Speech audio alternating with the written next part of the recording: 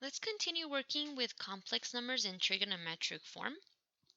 And so this next part, it talks about products and quotients in trigonometric form. So if we have two complex numbers in trigonometric form, then how is the product going to work out? Like what is that what is that going to look like? And if we divide these complex numbers as well in trigonometric form, what does that look like? And so we actually do have two formulas for that, but I do want to show you guys the proof because I told you guys it's a really good idea to know how to derive things, know where this came from.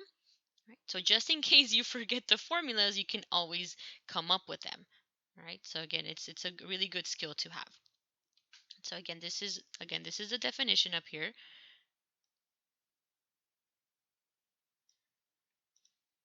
And so when we multiply two complex numbers in trigonometric form, what we do is we multiply both of the modulus, right? So it has that same format. The modulus times some times this expression here, and so we're going to take the cosine of the sum of the arguments plus I sine of the sum of the arguments. And so again, when we multiply, we multiply the modulus together, and then take the cosine and the sine of the sum of the arguments. When we take the quotient of these complex numbers in trigonometric form, we actually divide the modulus and then take the cosine and the sine um, of the subtraction of the arguments. So let me show you guys where this comes from. And so notice that again, we're given z1 and z2, which are again two complex numbers. We're given those, and then we have to find the product and the quotient. So we have, so we are given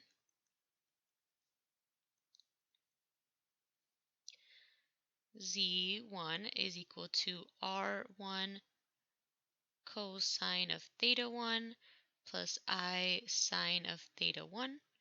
And we're given z2, which is equal to r2 cosine of theta 2 plus I sine of theta 2. And so we're trying to figure out what z1 times z2 is. Right, so what does that look like? And we already have the formula, so we know what the end goal is going to be, but we have to show how they got that. And so again, let's just do this basic. So z1 times z2. Okay, well, I'm going to multiply z1 times z2. So we have, let me do it in two different colors just to kind of show the difference. So r1 cosine of theta 1 plus I sine of theta 1. And we're going to multiply that by z2. So that's going to be r2 cosine of theta 2 plus I sine of theta 2. Right? Since multiplication is commutative, we can rearrange this. So we have r1 times r2 times cosine of theta 1 plus I sine of theta 1 times cosine of theta 2 plus I sine of theta 2. Now we're going to use the distributive property to multiply these two binomials. So we have r1, r2, and so we already have that first part of the definition. So I'm going to use bracket here, and so cosine of theta 1 times cosine of theta 2, keep those separate. All right, cosine of theta 1 times I sine of theta 2, that's going to be plus I cosine of theta 1 sine of theta 2. And again, these inner two here, we get plus I cosine of theta 2 sine of theta 1, and the last two, which is going to be I squared sine of theta 1 sine of theta 2. Alrighty. So let's see what we can simplify here. This is still R1, R2, bracket here. And so what I'm going to do is I'm going to split the complex. I'm going to combine or put on one side the real parts and then the imaginary parts. So that's what's going on here. We're always splitting up into real part and imaginary part. So cosine of theta 1, cosine of theta 2, that's a real part because again it doesn't have the I. And then the next part has an I in it, and we know that I squared is defined to be -1, and so that's going to give us another real part. So it'll be negative sine of theta 1, sine of theta 2. And then these two pieces here have the I, so these are both imaginary parts. So I'm going to factor out the I, or I'll just leave it and I'll do that on the next step. So I cosine of theta 1 sine of theta 2 plus I cosine of theta 2 sine of theta 1.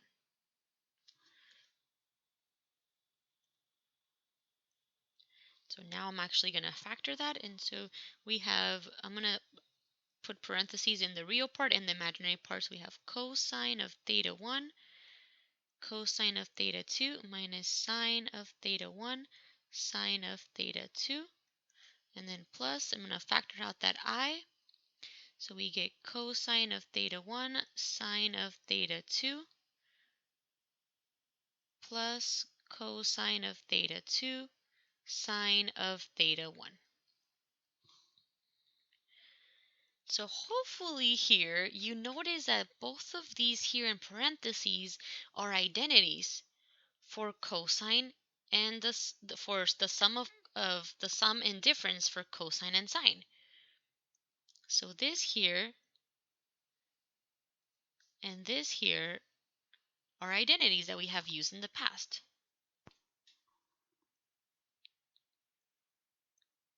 The first one is the cosine of a sum.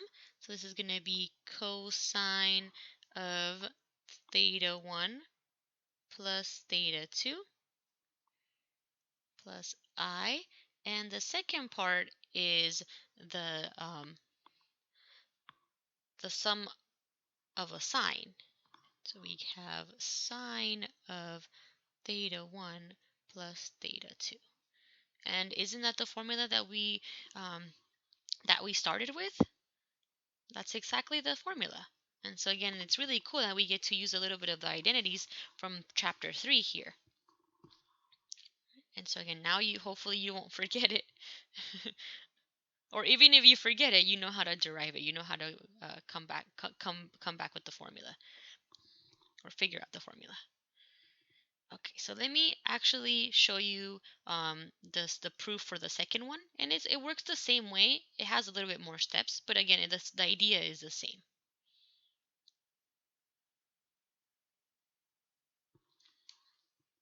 But in this case, we're going to look for z1 over z2.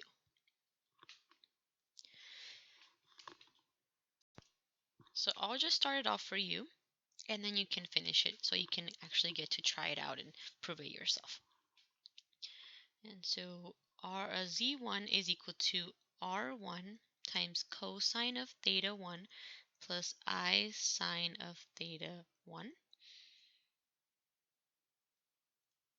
all over z2, which is r2 quantity cosine of theta 2 plus I sine of theta 2. In this case, the trick here is to multiply by the conjugate.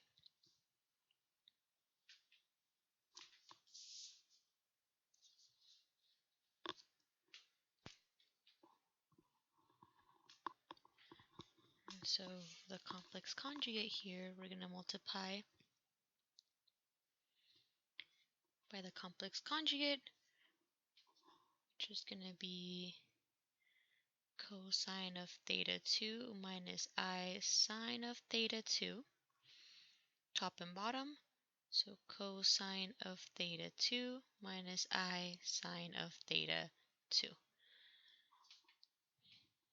And again, I'll leave this for you guys. Okay, so you guys can distribute these two binomials together and then clean it up, and you'll be able to detect that there are identities for the cosine and the sine of a difference, and that will give you the formula that I have up here for the quotient of, of, of two complex numbers in trigonometric form. But I want you guys to try it. So it's the same idea as the previous one. So let's actually use these two definitions that we have.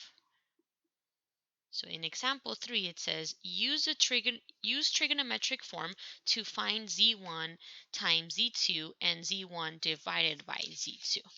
And so they're giving us here the two complex numbers, and again we have to first rewrite them in trigonometric form in order for us to actually use those definitions.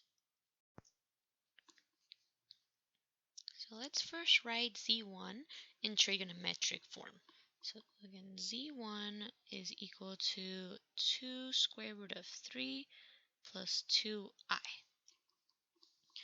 So let's first find the modulus and then the argument. So we know that r is equal to the modulus is equal to, again, the real part squared plus the imaginary part squared. So we get r is equal to the square root of 2 square root of 3 squared plus 2 squared. So if we simplify that, we get the square root of 16, which is r is just equal to 4. So the distance, again, from the origin to my complex number 2 square root of 3 plus 2i is just 4. Now let's find my angle, my argument here. And so I'm going to use tangent. So tangent of theta is, again, imaginary part over real part. So 2 over 2 square root of 3, which is equal to 1 over the square root of 3. And again, this complex number is in quadrant 1. And so tangent of theta is equal to 1 over the square root of 3 when theta is equal to pi over 6. Right, so we have our modulus and our argument. And so z1 can be written as 4 parentheses cosine of pi over 6 plus I sine of pi over 6 parentheses. Now let's find z2 before we actually find z1 times z2 and the quotient. So z2 here is equal to 3 plus 3i square root of 2. And again, I could rewrite this as 3 plus 3 square root of 2i. And so again, the reason why it's written in that format is because we want to just be very careful that the I doesn't look like it's inside of the radical, the square root. But again, as long as you're being careful, then you can write it in this way. So let's find r, or modulus. So r is equal to the square root of 3 squared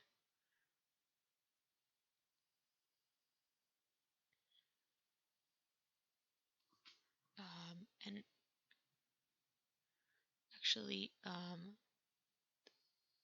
well, let me change the problem a little bit here. So I actually wanted this to be a 3 here. So let's change that into a 3. And so this is going to be a 3.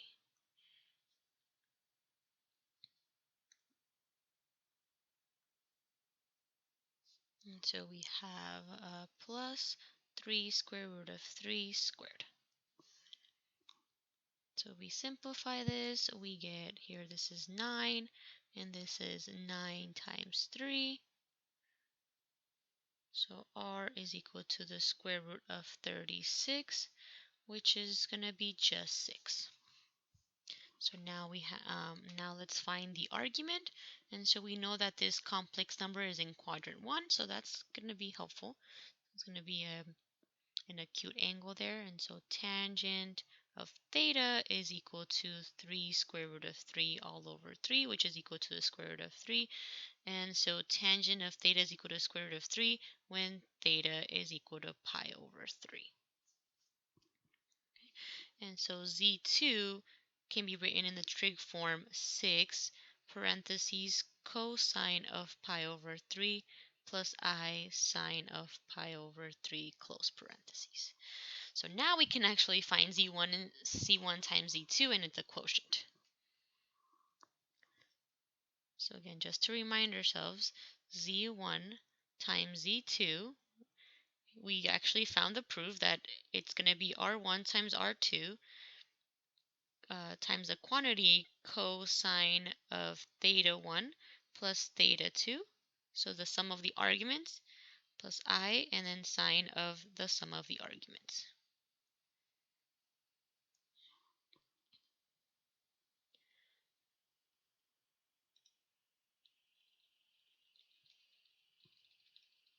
So let's plug all that in. So we have that Z1 times Z2 is equal to R1 times R2. And so we know that R1 is 4. Again, that's the modulus from our first complex number. And then R2 is 6. Bracket cosine of theta 1, which is pi over 6, and theta 2, which is pi over 3, plus I sine of pi over 6 plus pi over 3. So we just need to find the sum of these two arguments, and it's the same for both of these. And so Z1 times Z2 is just equal to 24 times cosine, and the sum of these two is going to give us pi over 2 plus I sine of pi over 2. And if we keep going here, we get 24, and cosine of pi over 2, we know that that's 0, and sine of pi over 2, we know that that's 1. And so we end up actually just getting that Z1 times Z2 is equal to 0 plus 24i. So we could write it as 0 plus 24i, or again just 24i. So that is the answer here for the product of both of them. So now let's find the quotient. So we have the formula Z1 over Z2, which again I know you guys proved on your own. So R1 over R2 times the quantity cosine of theta 1 minus theta 2 plus I sine of theta 1 minus theta 2. So the cool thing is I know that you guys proved this one, so we can just use the definition here.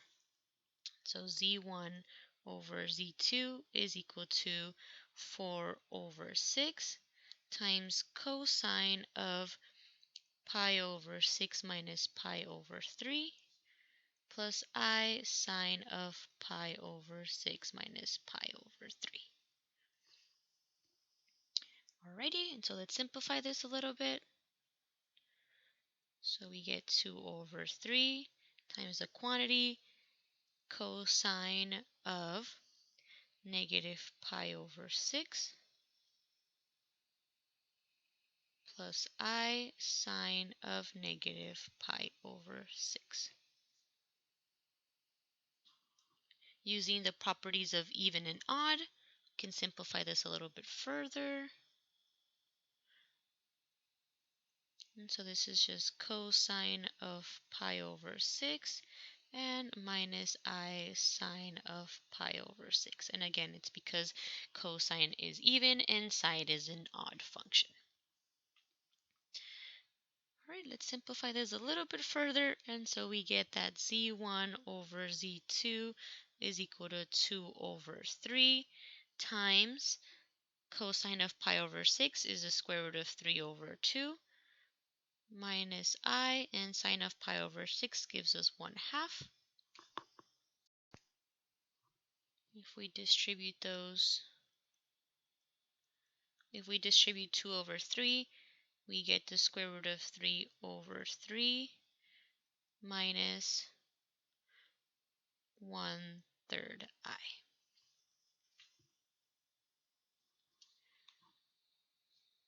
And that is the other final answer. So the quotient of these two is the square root of 3 over 3 minus 1/3 I, where again the real part is the square root of 3 over 3 and the imaginary part is negative 1/3. The last thing I want to talk about is complex conjugates, and we actually already used the conjugate in one of the proofs, and so I just want to remind you of it. And so the conjugate of a complex number, and again this is in trig form, z is equal to r times the quantity cosine of theta plus I sine of theta, is z bar is equal to r cosine of negative theta plus I sine of negative theta. And so the z bar denotes that it's the conjugate of z. Let me just simplify this a little bit, because again, this here, the complex conjugate, we used it, but we used a different form of it. And so I just want to show you that this is the same thing. And so this is another way of writing this, is z bar is equal to r. And again, because cosine is an even function, is the same as cosine of theta. And because sine is an odd function, we get negative I sine of theta. And this is actually what we used in the previous proof. We use cosine of theta minus I sine of theta. I also wanted to share with you guys that this really cool shortcut, that if we do z, so if we do the complex number times its conjugate, it actually leaves us with just the real part squared. And so let me just do a mini proof of that. I hope it doesn't take long. So let's actually show that multiplying a complex number times its conjugate, it just gives us the real part squared. So let's prove this. So we have z, which is just going to be r times the quantity cosine of theta plus I sine of theta. We're going to multiply that by the complex conjugate z bar. And so we have actually, we already know how to multiply these two together. So let me do this in a different way, actually. So we can actually use what we already proved. So we have z is equal to r times cosine of theta plus I sine of theta here. And then we also have, by this definition here, that z bar is equal to r cosine of negative theta plus I sine of negative theta. So I'm going to use this form because again, I want to use that I want to use the formula that we have for the product of two complex numbers. So I know that z times z bar, so that when we multiply two complex numbers, we multiply the r's together, and so we're going to have r times r. And we also know that it's going to be the cosine of the angle in one of them plus the angle in the other. So it's going to be theta minus theta plus I sine of theta minus theta, because again, one of them has a positive theta. One of them has a, let me use a different color here because I already used yellow. So this is my theta from this one, and this is the angle from the other complex number. And again, I'm just using the formula that I already proved, and so this gives me r squared, and this is cosine of 0 plus I sine of 0. And so cosine of 0, that's just 1, and sine of 0 is 0. And so we get just equal to r squared. And so whenever we're asked to do this a complex number times its conjugate, that's just going to equal to r squared, which is a nice little shortcut. Again, if you forget, if you forget, well then just multiply them together. Use either definition of how to multiply two complex numbers in trig form, or use the FOIL method or the distributive property, and you'll get the same thing. So let's apply this here. And so for example 4, we're asked to find the product of the given complex number and its conjugate. And so if we didn't know this shortcut, or we didn't prove this shortcut, we would actually do it a little bit of the long way. And so I guess maybe it wouldn't be so long, but again, I'm going to call this Z1, or maybe just Z. So this is equal to 5 times the quantity cosine of pi over 7 plus I sine of pi over 7. And again, we know that the complex number is going to be 5 parentheses cosine of negative pi over 7 plus I sine of negative pi over 7, again, before actually simplifying it. And again, we could either multiply both of these together by using the formula z1 times z2, or we could use the fact that z times its conjugate is just r squared, which I'm okay with shortcuts. So z times z squared, or z times z bar, I'm sorry, is equal to r squared, which is just going to be 5 squared, which is just 25. Aren't shortcuts nice? So again, sometimes it's nice to prove things, because we just proved it, right? That z times its conjugate is just r squared, and that way we can just use it freely and not even feel bad about it because we proved it. All right, everybody. So that was it. That was the end of 6.2. I did a little bit of proofs, and I asked you to do a proof as well. But again, I feel more comfortable using things when I've already proved them. But that's just me. All right. See you next time.